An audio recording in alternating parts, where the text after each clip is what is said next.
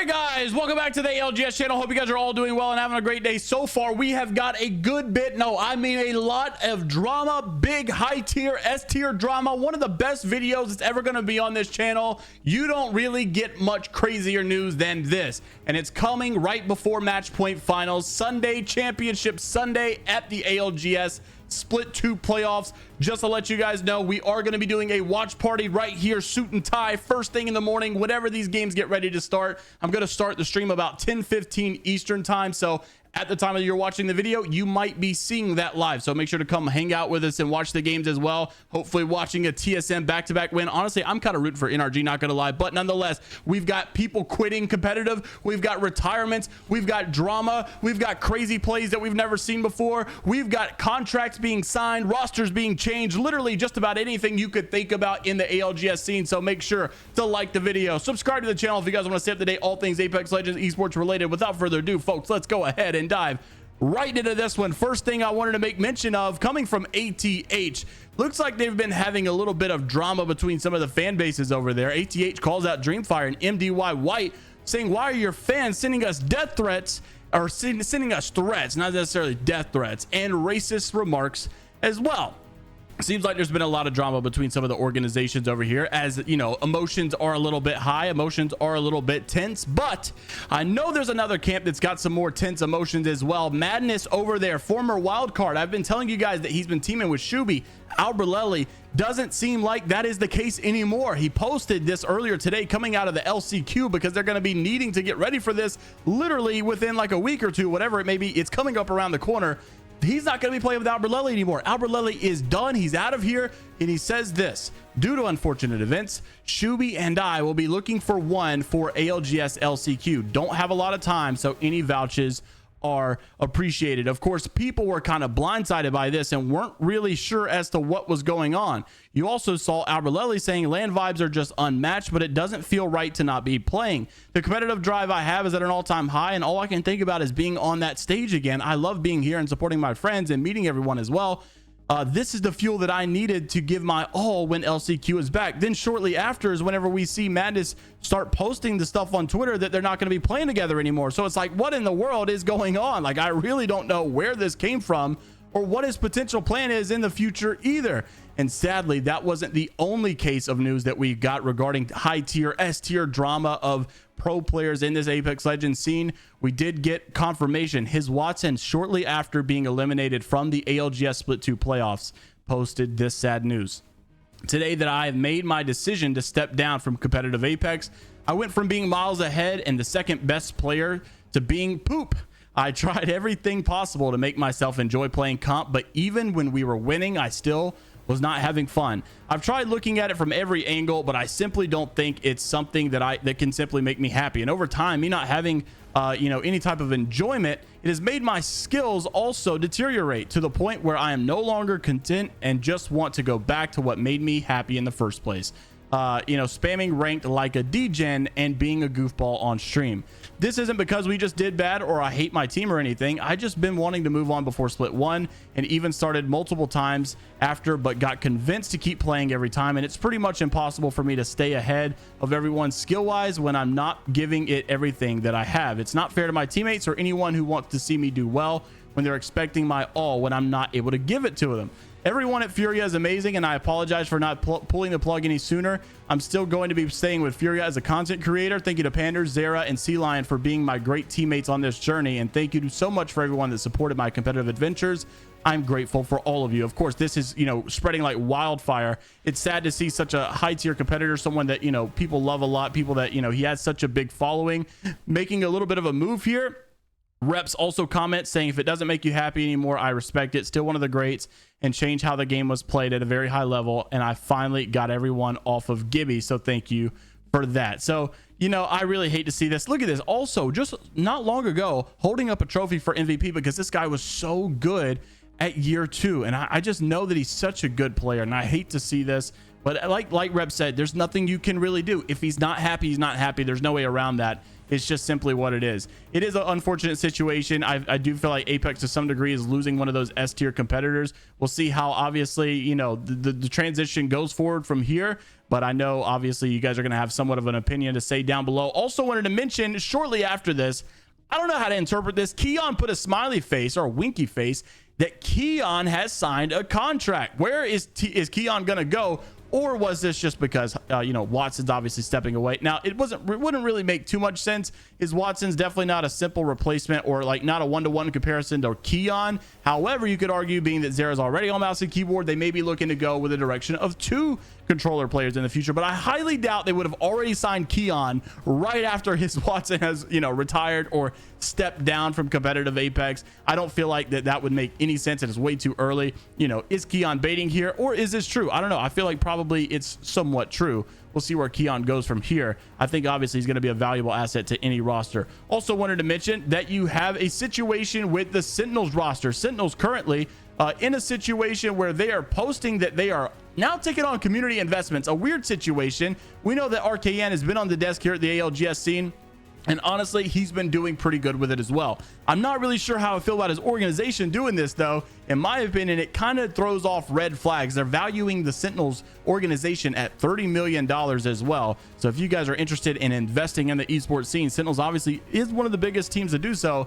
But a minimum investment of $300. The proceeds will be used to fund operations, including expansion into new business lines, all of this other stuff. Is it nice? And is it, you know, probably, you know, worth looking into? If you believe in it, sure, go for it. But also just, you know, that's just kind of wild. $30 million, you know, value. You're valuing yourself at that, and then asking for community investments as well. You know, a lot of people had mixed emotions on this. Interested to see what you guys have to say as well. Also wanted to mention a little bit of respect here. This is a play that I do want to get into the games that we're looking at as well today. You guys are obviously watching this Friday or Sunday morning. This is when the championship Sunday is going to be. We're going to get into those matches, the score breakdowns, how this stuff should work. But I also want to mention one of the teams that you got to look out for just in the grand scheme of things is the APAC North region. This was coming from Northception, but there's a lot of other APAC North, you know, teams that are playing in this match point Sunday finals, whatever. And these guys have been on one like never before. We have seen some crazy plays coming out of them. If you guys did not see what Northception did to Furia inside of the first match games of this morning, of Saturday morning. By the way, I'm recording this Saturday night because I got to be live 11 a.m. Eastern tomorrow for the watch party. So that's why you're seeing it the night before. That's why you're seeing it the morning of, but I'm recording it the night before. This was coming from Northception. This is exactly what they did. This is one of the biggest brain 3 million IQ plays I've ever seen. You guys need to start thinking like the APAC North players because these guys are simply on one. Roll the clip. Is doing the armory by himself while his teammates are in North. Tida went to the armory over outside of Lightning Rod to grief Furia. Where are they going to meet up? And then his teammates went all the way over to North Pad. He just went to armory just to grief the boys at Furia. He just jumped off the map, and they're going to craft his banner over in North Pad. So he starts the armory, griefs Furia, jumps off the map, and they're going to craft his banner in North Pad, and now they res him. That's petty. So he just ruined Furia's game. That is just unbelievable stuff. Like it has to take just a crazy IQ to be able to pull something like that off. Like nobody in North America is doing stuff like this. And there may be some of you in rank that thought of this, discovered this, whatever, but it's just not been very common to see anything like that. And I've not really seen anybody do so at all. So it's going to be interesting to see how you have these match point Sunday championship finals go out, because you have a lot of different regions represented in here. Now I will say North America, obviously the favorited, the one that everybody's looking out for, but APAC North has got some tricks up their sleeve, and we'll see exactly how they come out in this morning. So also want to show you guys the bracket. So this is the finals. Obviously we've got the teams eliminated at the time of recording this video. All the games are finally done from Saturday. You guys know I've been posting it in like the middle of the day. So yes, you do have these bottom 10 teams eliminated. Complexity, Northception, even though Northception was pulling that stuff off, they did get last place in loser bracket round 2. They're not going to be there, but there are some other APAC North teams that are looking pretty good that will be there as well. So Complexity is out, Northception out, Onyx, a lot of these teams you probably are used to seeing out already. E6 out, J-Lings, despite winning a game and actually doing really good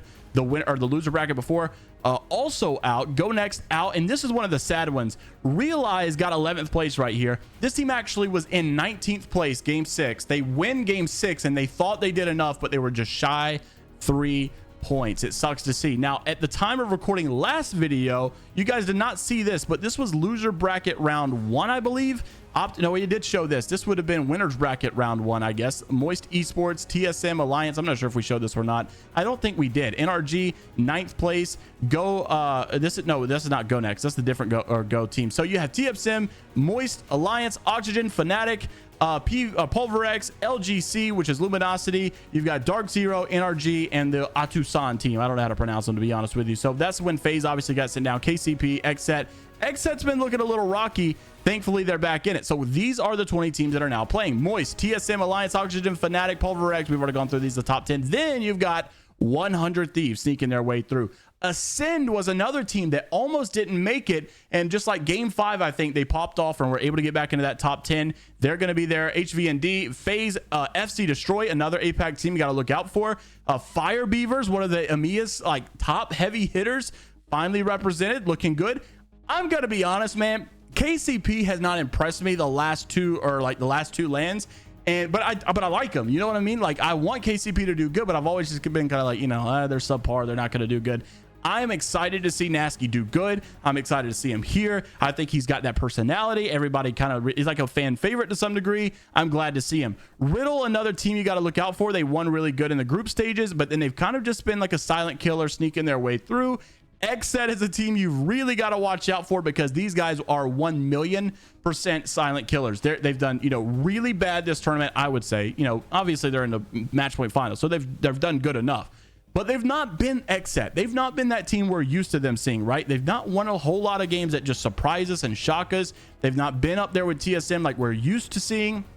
And XSET, in my opinion, plays pretty good against good competition, and I feel like this is where XSET's going to show and shine out to their best. Now, they are at a disadvantage. You guys can see right here, there are point advantages from coming in from a higher seed. So if you're Moist Esports and you finish off #1 seed, you go in with 10 bonus points. If you're TSM, you go in with 9 bonus points, and the list goes on and it goes on and it goes on. So XSET down here starting with 0 points. So that means your most likely teams, you could probably argue are Moist, TSM, and Alliance, and Oxygen as well. I would say Fnatic is when it starts to really get lower and lower.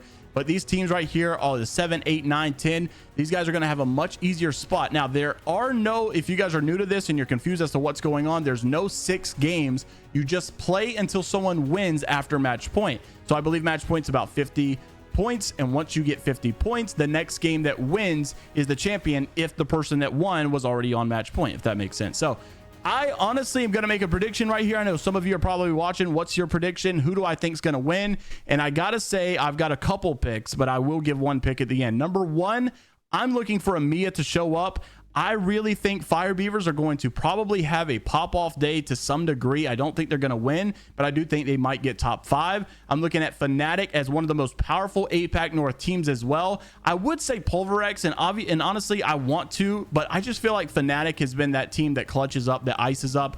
Pulverex has shocked me this event with how consistent they have played.